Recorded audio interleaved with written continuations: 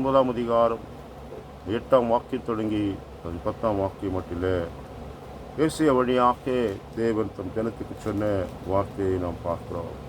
பின்னும் கர்த்தர் அனுக்கிற காலத்திலே நான் உனக்கு செவி கொடுத்து இரட்சணை நாளிலே உனக்கு உதவி செய்தேன். நீ பூமியை சீர்படுத்தி பாழாய் கிடக்கிற இடங்களை சுதந்திரிக்க பண்ணவும் கட்டுண்டவர்களை நோக்கி புறப்பட்டு போங்கள் என்றும் இருளில் இருக்கிறவர்களை நோக்கி வெளிப்படுங்கள் என்றும் சொல்லவும் நான் உம்மை காப்பாற்றி உம்மை ஜனங்களுக்கு உடன்படிக்கையாக ஏற்படுத்துவேன். அவர்கள் வழியோரங்களிலே மேய்வார்கள், சகல மேடுகளிலும் அவளுக்கு மேய்ச்சல் உண்டாகும். ஆண்டோட பிள்ளைங்களை, தேவன் தம் ஜனத்துக்கு செய்ய விரும்பும் காரியங்களும் அவர்கள் செய்ய வேண்டிய காரியங்களும் அவருடைய வாழ்வில் உண்டாகும் நன்மையும் யாது என்பதை இங்கே நீங்கள் படிக்கிறீர்கள். முதலாவது காரியத்தில் கர்த்தர் கவனித்து சொல்லும் பொழுது அனுக்கிரக காலம் என்றார். இது ஒரு காலம் என்று சொல்லும் பொழுது இது ஒரு குறிப்பிட்ட நாட்களை குறிக்கிறது. ஒரு தனிப்பட்ட ஒரே ஒரு நாள் அல்ல, a period of days. அனுக்கிரக காலம். வேதத்தில் ஏராள காலங்களை நாம் பார்க்கிறோம். உலகில் காலங்களை வகுத்து தேவன் வகுத்து இருக்கிறார். அதில் இந்த கால வேளையில் அனுக்கிரக காலம் என்று சொல்லும் பொழுது ஆண்டவர் நமக்காய் இரக்கமாய் காரியம் செய்யும் ஒரு வேலை. அந்த காலத்தில் தான் நாம் இருக்கிறோம் என்பதை திட்டமாக வேதம் நமக்கு உணர்த்துகிறது. பவுலதை ரோம சபைக்கு கொரிந்து சபையோடு சொல்லும் பொழுது திட்டமாக சொல்கிறார். ஒரு சொன்ன வாக்கின் காலங்கள் இதுதான். இன்றைய அனுக்கிரக காலம், இன்றைய இரட்சணை நாள் என்று அவன் திட்டமாய் கொரிந்தியரோடு கூட அவன் பேசுகிறார்.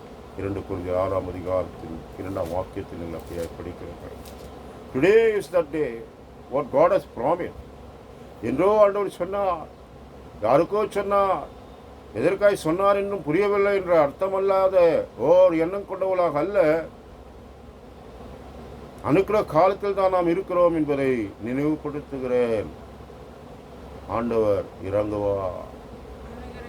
ஆண்டோடைய பிள்ளைகளே, தாய் உனக்கு இறங்காமல் போனாலும், தாய் உன்னை மறந்து போனாலும் அனுக்கிரகம் செய்யும் கர்த்தர் இருக்கிறார் என்பதுதான் கர்த்தர் இந்த 49ஆம் அதிகாரத்தில் பேசி வருகிற வார்த்தை. நான் உன்னை மறக்கவில்லை, நான் உன்னை கைவிடவில்லை, அனுக்கிரகம் செய்ய காத்திருக்கிறேன் என்று கர்த்தர் அன்றும் சொன்னார். இன்றும் நம்மை பார்த்து சொல்லிக் கொண்டிருக்கும் தேவ பிள்ளைகளே, அனுக்கிரகத்திற்கு முடிவில்லை. அவர் அனுக்கிரகம் நம்முடைய வாழ்வில் இருக்கிறதை நினைவுபடுத்துகிறேன். அவருடைய கரம் நமக்கு துணையாக இருப்பதனால் கர்த்தரை துதிப்போம். சங்கீதத்தின் புத்தகம் 69ஆம் சங்கீதம் 19ஆம் வாக்கியத்தில் 13ஆம் வாக்கியத்தில் கவனிக்கும் பொழுது சங்கீதக்காரன் சொல்கிறார். 69ஆம் சங்கீதம் அதன் 13ஆம் வாக்கியம், தேவ பிள்ளைகளே, கர்த்தாவே அனுக்கிரக காலத்திலே உம்மை நோக்கி விண்ணப்பம் செய்கிறேன். தேவனே, உமது மிகுந்த கிருபையினாலும் உமது ரட்சிப்பின் சத்தியத்தினாலும் எனக்கு செவி கொடுத்தார். கவனிங்கள், அனுக்கிரக காலத்தில் நான் உனக்கு செவி கொடுப்பேன் என்று சொன்னான். அதைதான் பக்தன் உணர்ந்து கொண்டு கேட்கிறார். ஆண்டவரே, உடைய அனுக்கிரகத்தினால் அனுக்கிரக காலத்திலே நோக்கி விண்ணப்பம் செய்கிறேன். அந்த அனுக்கிரக காலத்தில் விண்ணப்பம் செய்யும் கர்த்தருடைய பிள்ளைகளாயிருங்கள். இரக்கமாயிருக்கிறார், கிருபையாயிருக்கிறார் என்று சொல்லி சாதாரணமாக இருந்து விடாதீர்கள். உங்களுடைய நினைத்து காரியத்துக்காக விண்ணப்பிக்கிற மறந்து விடாதீர்கள். தலைமுறைகளுக்கான ஆசீர்வாதங்கள், சந்ததிக்கான ஆசீர்வாதங்கள், உங்களுடைய தலைமுறைக்கான நன்மைகள் பெற்றுக்கொள்ளும்படி அது அனுக்கிரக காலத்தில் உங்கள் நன்மையை கேட்டு பெற்றுக்கொண்டு வாழுங்கள், சுகித்திருங்கள். இதுதான் ஆண்டவர் தமிழ் ஜனத்துக்கு சொல்கிறார். இதாங்க இப்போதாங்க இந்த டைமில் கேட்டு வாங்கிடுங்க என்று சொல்லுவார்களே, அதுபோல் ஆண்டவர் நமக்காய் வைத்திருக்கிற அனுக்கிரக காலம், கர்த்தர் நமக்கு தந்திருக்கும் பெரிய பாக்கியத்தின் சூழலில் விண்ணப்பிக்கிற ஒருவரும் பெறாமல் போவதில்லை. விண்ணப்பிக்க மறந்துட வேண்டாம். அனுக்கிரக காலத்தில் விண்ணப்பிக்கிறவர்களாக இருங்கள் என்று நோத்து சோதோமில் வசிப்பதை விரும்பினார். ஆதியாகமம் 19ஆம் அதிகாரத்தில் நிகழ்வை நாம் படிக்கிறோம். அங்கே அவன் வசிப்பதில் மகிழ்ச்சி தான் கொண்டான். எவ்வளோ காலம் அந்த மகிழ்ச்சி இருந்தது என்று தெரியவில்லை. ஆனால் வேதம் சொல்வது நித்தம் அவன் இருதயத்தில் வாதிக்கப்பட்டான் என்று தான் வேதம் சொல்கிறது. ஏன் இந்த இல்லத்தை தெரிந்து கொண்டோ, ஐயோ என்ற பரிதாபத்தை தான் அவன் சந்தித்ததாக வேதம் நம்மை எச்சரிக்கிறது. ஆனால் அவனுடைய கண் பார்வைக்கு அருமையாக இருந்த ஒரு ஸ்தானம், அப்படிப்பட்ட ஒரு ஸ்தானம் தான் அது. செழிப்பில் திகைத்திருந்ததும், பணத்தில் கலைத்திருந்ததும், ஒரு பெரிய விஸ்தாரமான ஒரு பட்டணமுமாய், நாகரீக பட்டணமாய் அது திகழ்ந்தது அந்த காலங்களில். உண்மை. சோதோமை பார்த்த உடனே அவனும் ஈர்ப்புண்டான். அங்கே அவன் வசிப்பதில் அவன் கவனம் கொண்டான், தேர்ந்தெடுத்து கொண்டான். ஆனால் அதை கர்த்தர் அழிக்க சித்தம் கொண்டார். அழிக்க சித்தம் கொண்டார். அப்பொழுது ஆபிரகாமின் விண்ணப்பம் தேவ சமூகத்தில் போயிற்று. அவனுக்கு கர்த்தர் அனுக்கிரகம் செய்தார். உன் நிமித்தம் அங்கே 10 பேர் இருந்தால் காப்பாற்ற என்று சொன்னார். ஆனால் தேசம் அழிக்கப்படாதபடிக்கு அங்கே 10 பேர் இல்லாமல் போனார்கள். இருந்த ஒருவனை காப்பாற்ற, அந்த குடும்பத்தை காப்பாற்ற கர்த்தர் தூதனை அனுப்பினார்.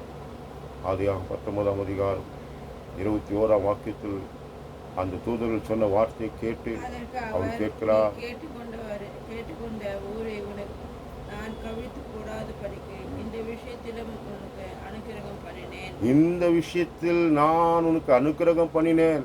நீ தீவிரமாய் அங்கே ஓடி தப்பித்துக்கொள். நீ அங்கே போய் சேர மட்டும் நான் ஒன்றும் செய்யக்கூடாது என்றார். ஆமா, until you reach that destiny, until you reach that destiny, I won't do any harm. ஏனென்றால் அந்த கந்தக அக்கினி உன்னை பிடி சார்ந்தவளையும் அழித்து விடாதபடிக்கு அந்த பட்டணத்தில் சேரும் வரை அந்த தண்டனை நான் நிறுத்தி வைப்பேன் என்று சொல்லியிருந்தார். உனக்கு இதில் ஒரு அனுக்கிரகம் கொடுக்குறேன் ஐயா, ஓடிப்போ என்று சொன்னபோது அவ்வளோ தூரம் ஓட முடியாது ஐயா. அதோ அந்த சின்ன ஊர் இருக்கே, அங்கே போகிறேன். தேவரீர் என் பிராணனை காப்பாற்ற நீ காண்பித்த கிருபையை எனக்கு பெரிதாய் விளங்க பண்ணினீர் என்று சொல்கிறார். அந்த சின்ன ஊரில் வசிக்கிறையா, அந்த ஊருக்கு போயிறையா என்கிறார். அந்த ஊரில் யாரும் இல்லை.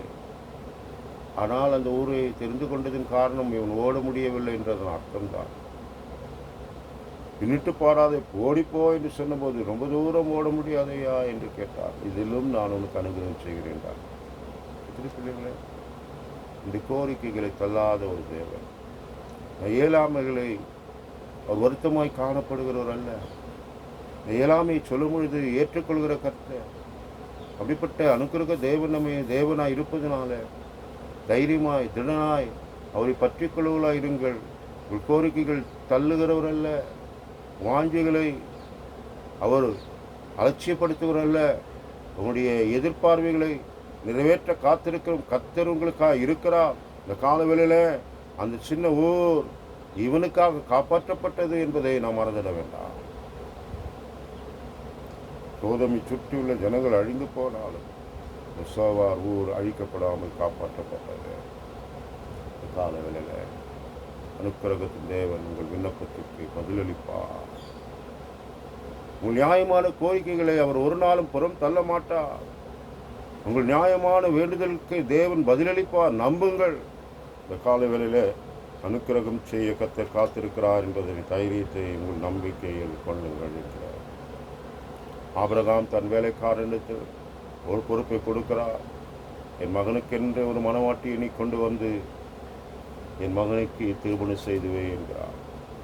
அந்த மகனுடைய திருமணத்தை பார்ப்பவரோ இல்லையோ என்பது போல்தான் அவருடைய வார்த்தைகள் இருக்கிறது. ஐயா, நான் போகிறேன், எவ்வளோ காலம் ஆகும் என்று தெரியவில்லை என்பது போல் தான் அவன் வேலைக்காரனும் பேசுகிறான். ஒருவேளை அவள் நீ வரவில்லை என்றால் மகனை கொண்டு போட்டுமா என்கிறான். இல்லை என்று திட்டமாய் ஆபிரகாம் சொல்லி, என் மகனை மாத்திரம் இங்கிருந்து கொண்டு போய்விடாதே, என்னோடு உடன்படிக்கை பண்ணு என்று சொல்லி அவன் தொடையின் கீழே சத்தியம் வாங்கி கொண்டு அவர் பயணிக்கிறார். அந்த பயணத்துக்கு முன்னாய் கர்த்தர் போவார் என்று சொன்னார். கர்த்தருடைய தூதன் உனக்காய் வழி ஆயத்த பண்ணுவார் போ என்று சொன்னான் ஆபிரகாம். நம்பிக்கையோடு போனான். அவனும் விண்ணப்பித்தான், ஐயா, நான் என் மனதில் ஒன்றை நியமித்துக் கொள்கிறேன். ஒரு கன்னிகையில் நான் தண்ணீர் கேட்டால் உனக்கு மாத்திரமல்லையா உன் ஒட்டங்களுக்கு வார்த்தை என்று சொல்கிற இந்த பெண்மணியே என் எஜமானுக்கு ஏற்றவள் என்று அவன் தீர்மானித்ததை நமக்கு நன்றாக அறிவோம். அவன் சொல்கிறான் 14ஆம் வாக்கியம் பாருங்கள். ஆதியாகமம் 24ஆம் அதிகாரம் 14ஆம் வாக்கியத்தில், நான் குடிக்க உன் குடத்தை சாய்க்க வேண்டும் என்று நான் சொல்லும்போது குடி என்றும் உன் ஒட்டகங்களும் குடிக்கும்படி பார்ப்பேன் என்றும் சொல்லும் பெண் எவ்வளோ, அவளை நீர் உன்னுடைய ஊழியக்காரனாகிய ஈசாக்குக்கு நியமித்தலாய் இருக்கவும் என் எஜமானுக்கு அனுகிரகம் செய்தீர் என்று நான் அதனாலே அறியவும் செய்தரும் என்றான். அவன் சொல்கிறான், இதனால் என் எஜமானுக்கு நீர் அனுக்கிரகம் செய்தீர் என்று நான் அறிந்து கொள்ளணும் ஐயா. எஜமானும் இதை நம்புகிறவர் நான் ஐயா. எஜமானன் உண்மையில் வைத்த வைராக்கி எனக்கு தெரியும் ஐயா. அவர் வீட்டில் நான் வசித்த காலங்களெல்லாம் நான் பார்க்கும்போது ஒரு நாளும் பின் தண்ணியில் இல்லை ஐயா. பலியாய் கொண்டு போன போதும் இவன் கூட போயிருப்பான்னு நம்புகிறேன், தெரியவில்லை. ஏனென்றால் வேலைக்காரர்கள் அவன் நிறுத்திவிட்டு போனான் என்று வேதம் சொல்கிறது. இதெல்லாம் பார்த்து அறிந்தவன் என் ஊழியக்காரன், என் எஜமான், அவருடைய உம்முடைய ஊழியக்காரன், என் எஜமான், அவருக்கு நீர் அனுக்கிரகம் பண்ணுவீர் என்பதை எனக்கு விளங்க பண்ணுவீர் ஆக என்றார். அப்படியே தான் நடந்தது. அவன் சொன்னபடியே ஒரு துளியும் மாறவில்லை. 4 ஒட்டகம் தான் தருவேன், மீதெல்லாம் நீங்கள் பார்த்துக்கோ என்று அவன் சொல்லவில்லை. ஏற்கனவே 10 ஒட்டங்களை கொண்டு போயிருக்கிறார். எல்லா ஒட்டங்களுக்கும் தண்ணீர் வார்க்கிறார். தேவ பிள்ளைகளை நான் அநேக முறை இதை குறித்து பேசியிருக்கிறேன், நம்புகிறேன். வீட்டுக்கு அவசரமாக தண்ணி எடுத்துக்கொண்டு போவர்களாக இருப்பாள்னால், சமைக்கிறதுக்கு தண்ணியில் போய் தண்ணி எடுத்துனுவா என்று சொல்லி அனுப்பியிருப்பாள்னால் அவள் எவ்வளோ காரியம் செய்ய முடியாது. அவள் எல்லாவற்றையும் வீட்டுக்கு முடித்து விட்டவளால் உதவி செய்வதற்காகவே இந்த கிணற்றண்டை வந்திருப்பது போல அவளுடைய காட்சிகள் காணப்படுகிறது. இரக்கத்தின் ஒரு பெண்மணி, முடியாதவளுக்கு தண்ணீர் வார்த்து கொடுக்க வேண்டும் என்ற ஆசை கொண்ட ஒரு பெண்மணி. இப்படி ஒரு வாய்ப்பு எனக்கு உண்டானால் அது செய்வேன் என்று கிணற்றண்டை வந்திருக்கிற ஒரு பெண்மணி. அவளுடைய நன்மை பலனை பெற்றுக் கொண்டிருக்கிறார். எத்தனையோ பேருக்கு வார்த்திருப்பாள், அத்தனை பேருக்கும் இல்லாத பாக்கியத்தை இப்பொழுது அவள் பெற்றிருக்கிறாள். காரணம் அவளுடைய இரக்கம், அனுக்கிரகம் கர்த்தர் கொண்டு வந்தது. அவளுடைய இரக்க சுவாபம் கர்த்தருடைய அனுக்கிரகத்தை அவள் பெருக்கும்படி பாக்கியம் பெற்றுக் கொண்டிருக்கிறாள். அதனால் இந்த நாளின் காலையில் மீண்டும் உங்களுக்கு சொல்கிறேன், அனுக்கிரக காலத்தில் நான் உனக்கு செவி கொடுத்து ரட்சணிய நாளில் நான் உனக்கு உதவி செய்வேன். செவி கொடுக்கிறது மாத்திரம் அல்ல, ரட்சணிய நாள், விடுவிக்கிற நாள், உதவி செய்வேன். நீ உதவுகிறவனாய்ப்பா என்றால் உனக்கு உதவி இங்கிருந்து வரும். நீ செய்தவர்கள், உன்னால் உதவி பெற்றவர்கள் உனக்கு உதவ வாய்ப்பில்லாமல் போகலாம். ஆனால் உதவ காத்திருக்கிறவரால் முடியும் என்று நம்புங்கள். அவர் உதவி செய்வார் என்று விசுவாசித்தார். காசு வரும் பருவதம் எனக்கு இருக்கிறது.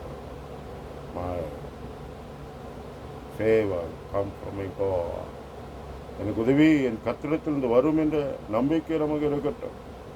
தேவ பிள்ளைகளே, யாக்கோபு தன் மாமன் இல்லத்திலிருந்து வீட்டுக்கு வருகிறார்.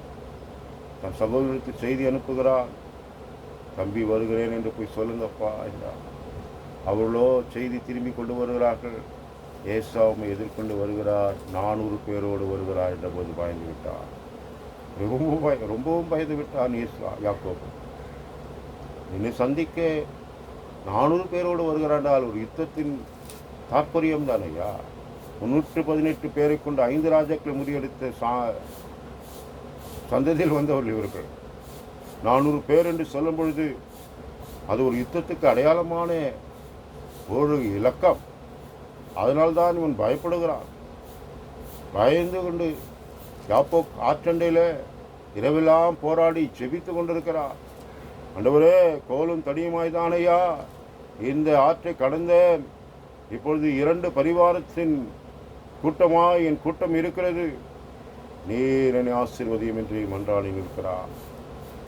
ஏசாவை சந்திக்கிறான். விண்ணப்பத்துக்கு பின்பாக, ஏசாவுக்கு சந்திப்பதற்கு முன்பாக நான் அவனுக்கு காணிக்கை கொடுத்து அவனை சாந்தப்படுத்த வேண்டும் என்று விரும்பினான். பிரித்து கொடுத்தான். தனக்குள்ளதான எல்லாவற்றையும் பிரித்து முன்னாய் அனுப்பினான். ஆதியாகமம் 33ஆம் அதிகாரம் 11ஆம் வாக்கியத்தில் நீங்கள் கவனிக்கும் பொழுது, அவன் ஏசா எனக்கு முன்னே வந்த இதெல்லாம் என்னையா என்று தன் தம்பியிடத்தில் கேட்கிறார். எல்லாம் உமக்கு தானையா என்றார்.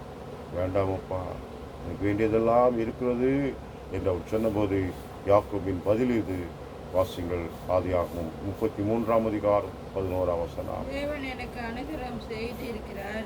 தேவன் எனக்கு அனுகிரகம் செய்திருக்கிறார். வேண்டியதெல்லாம் எனக்கு உண்டு. வேண்டியது எல்லாம் எனக்கு உண்டு.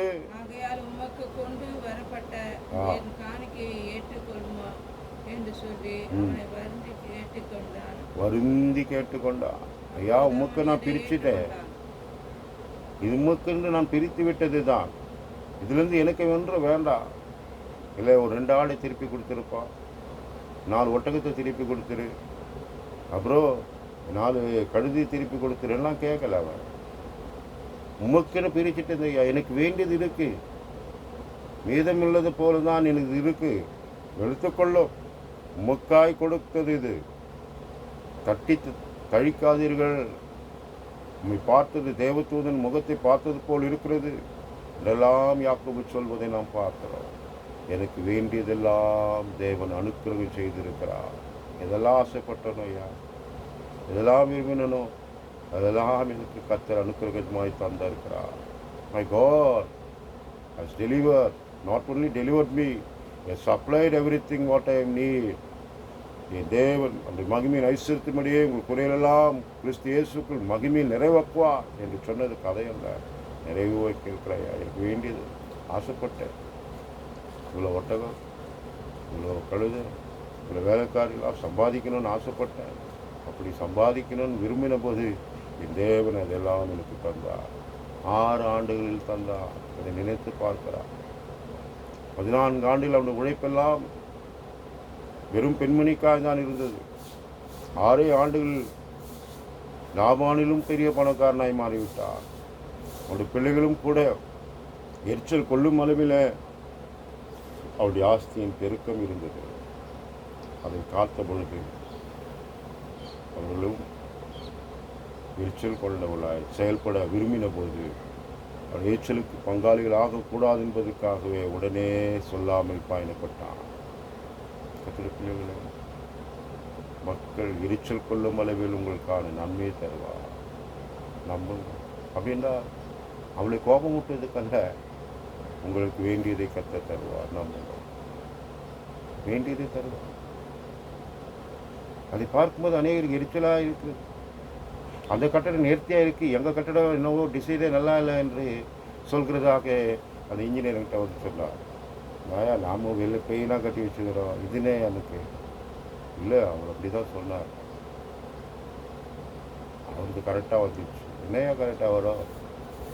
தேவ பிள்ளைகளே, அந்த உலகத்தின் வார்த்தைகளை நாம் பார்க்கும் பொழுது இவைகளெல்லாம் கத்த நேர்த்தியை செய்கிறதை ஜனங்கள் கண்டபோது அவர்களுக்குள் வருகிற கோபங்கள் தாபங்களை நாம் பார்க்கிறோம்.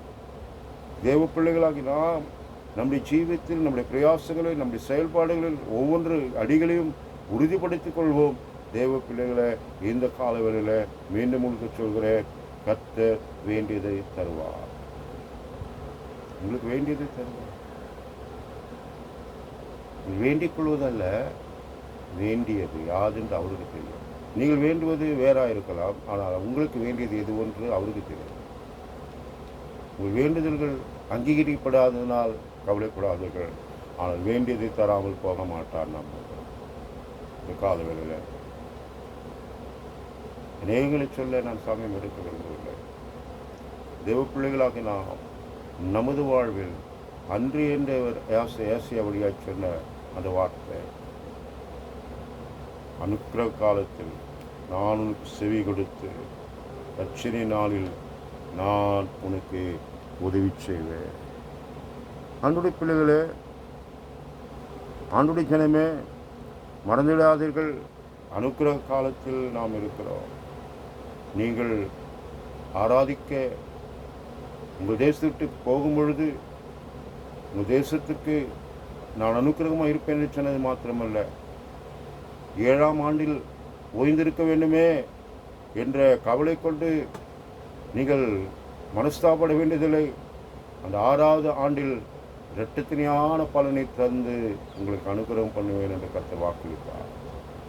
God has done that. செய்தார்.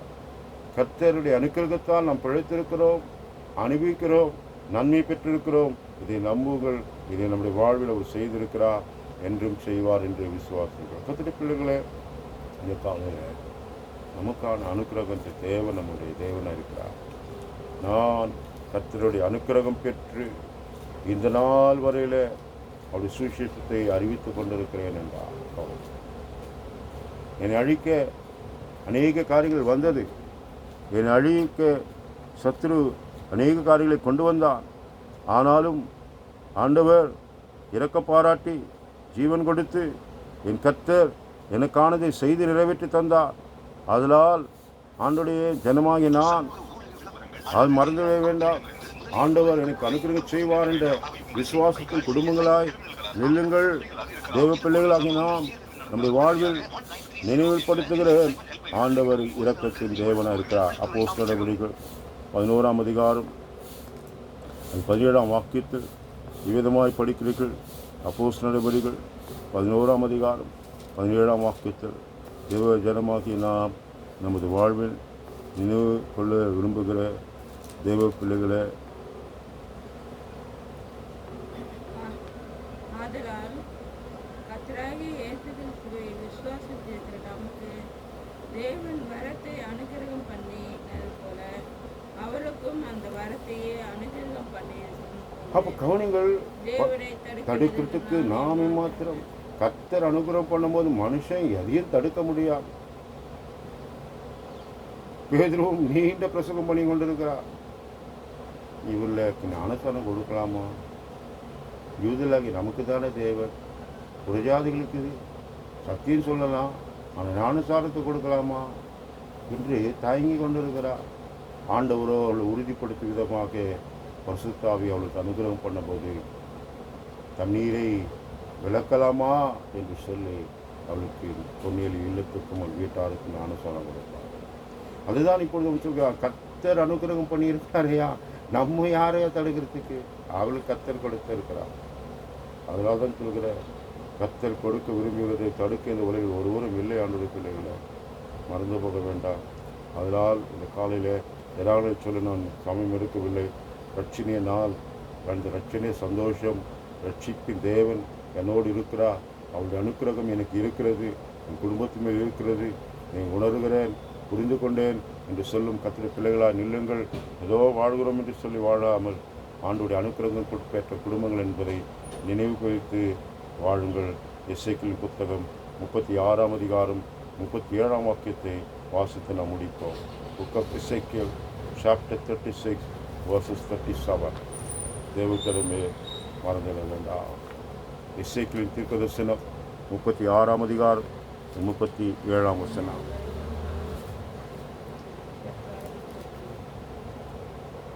தேவ குடும்பங்களாக நம்முடைய ஜீவங்களை கர்த்தராகிய ஆண்டவர் சொல்கிறது என்னவென்றால், கர்த்தராகிய ஆண்டவர் சொல்கிறது என்னவென்றால், இஸ்ரவேல் வம்சத்திற்காக நான் இதை அனுக்கிரகம் செய்யும்படி, இஸ்ரவேல் வம்சத்துக்கு நான் இதை அனுக்கிரகம் செய்யும்படி அவர்கள் என்னிடத்தில் விண்ணப்பம் பண்ண வேண்டும். அவர்கள் என்னிடத்தில் விண்ணப்பம் பண்ண, அதுதான் கேட்கிறார். வாசிப்போம்.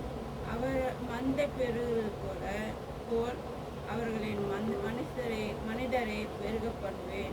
அப்போ கவனிச்சு சொல்லுங்கள், மந்தை பெருது போல் நான் அவள் பெருப்பேன். இதுக்காக விண்ணப்பம் பண்ணணுன்ற அப்படி விண்ணப்பம் அதுதான். தவிர இந்த மந்தை பெருகட்டும், அனுக்கிரகம் செய்வேன், மந்தைக்காய் விண்ணப்பம் பண்ணுங்கள் என்கிறார். சொற்ப பிள்ளைகளாக பாபிலோனிலிருந்து திரும்பி வருகிறார்கள். ஆனால் அது ஒரு பெரிய சாம்ராஜ்யமாய் கர்த்தர் மாற்றி கொடுத்தார். எருசலேம் மண்மேடாக இருப்பதனால் எருசலேமில் வாழ்வதற்கு மக்களுக்கு விருப்பமில்லை. சுற்றி போய் வாழ்கிறார்கள் பல இடங்கள். ஆனால் எருசலேமில் வாழ்வதற்கு 10 பேர் ஒருவன் இருக்க வேண்டும் என்று சீட்டு போட்டார்கள். அது நிச்சயம் சீட்டு விழுந்தவங்க அங்கே எருசலேம் தான் வாழணும் என்பது நெகேமியா போட்ட சட்டம். சீட்டு விழுந்துருச்சு, நீ இங்கே தான் இருக்கணும். ஆனால் அநேகருக்கு அங்கே விருப்பமில்லை. காரணம் என்னவென்றால் சொற்ப கூட்டமாக இருக்கு. இதற்காக விண்ணப்ப பண்ணுங்கள், மந்தை பெருது போல் ஜனம் பெருகும் என்றார். பெருக்கிறார். ஆபிரகாம் ஒருவனாயிருக்கவே அவனை பெரிய வம்சமாக்கின கர்த்தர். அதனால் இந்த கூட்டம் வளருமா பெருகுமா? என் குடும்பம் வளருமா பெருகுமா? என் ஜனம் பெருக்கம் இப்படி இருக்கும் என்ற கவலை நமக்கு கொள்ள வேண்டியதில்லை. இந்த காலையில் ஆழமாய் உங்கள் மனதில் எழுத நான் விரும்புகிற ஒரு காரியம், கர்த்தர் அனுக்கிரகம் செய்திருக்கிறார். நம்புங்கள். அவருடைய அனுக்கிரகம் பெற்ற குடும்பங்கள் நாம் என்பதை விசுவாசியுங்கள். அவருடைய அனுக்கிரகத்தினால் நான் பிழைத்திருக்கிறேன் என்று தைரியமாக அறிக்கையிடுங்கள். ஆண்டவருடைய அனுக்கிரகம் யாருக்கு உண்டாகும் என்றால், ரெபேக்காலை போல் நன்மை செய்வதில் ஆர்வம் கொண்டவர்களாய் நாம் இருப்போம். தேவ பிள்ளைகளே, ஆபிரகாமை போல் விசுவாசத்தின் அடிச்சூழல் இருப்போம். ஆண்டவர் நிச்சயம் அனுக்கிரகம் செய்வார். அதுதான் அந்த வேலைக்காரன் பார்க்கிறான். கர்த்தர் எனக்குடைய வேலைக்கா என் எஜமான மேல் அனுக்கிரகமாக இருக்கிறாரா என்று பரிசோதித்து பார்க்கிறான். அவன் சொன்னதை அப்படியே நடைபெறுவதை நாங்கள் பார்க்கிறோம். லோத் தன் வாழ்வில் கண் பார்வைக்கு பிரியமான ஒரு தேசத்தை தேர்ந்தெடுத்து கொண்டான். ஆனால் அவர் கர்த்தர் அனுக்கிரகத்தினால் தான் நான் பிழைத்திருக்கேன் என்பதை உணர்ந்து கொண்டார். என் பிழைப்பு கர்த்தருடைய அனுக்கிரகத்தால் தான் உண்டு என்பதை உணர்ந்தான், கேட்டு பெற்றுக்கொண்டார். அதனால் அனுக்கிரக காலத்தில் விண்ணப்பம் பண்ணுங்கள் என்கிறார். விண்ணப்பிக்கிறவர்களாயிருங்கள். விண்ணப்பிக்கிறவர்கள் பெற்றுக்கொள்கிறார். தேவ பிள்ளைகளை எதை குறித்து கலங்க வேண்டியதில்லை, கவலை கொள்ள வேண்டியதில்லை. கர்த்தர் இறங்குவார், இரக்கமாய் என் காரியத்தை நன்மையாக்கி தருவார். அவரால் நான் பெற்ற நன்மைக்கு நான் சாட்சியை நிற்பேன் என்று விசுவாசத்தோடு அறிக்கையிடுவோம். கர்த்தர் தாம் இந்த வார்த்தையை ஆசீர்வதித்து தருவாராக.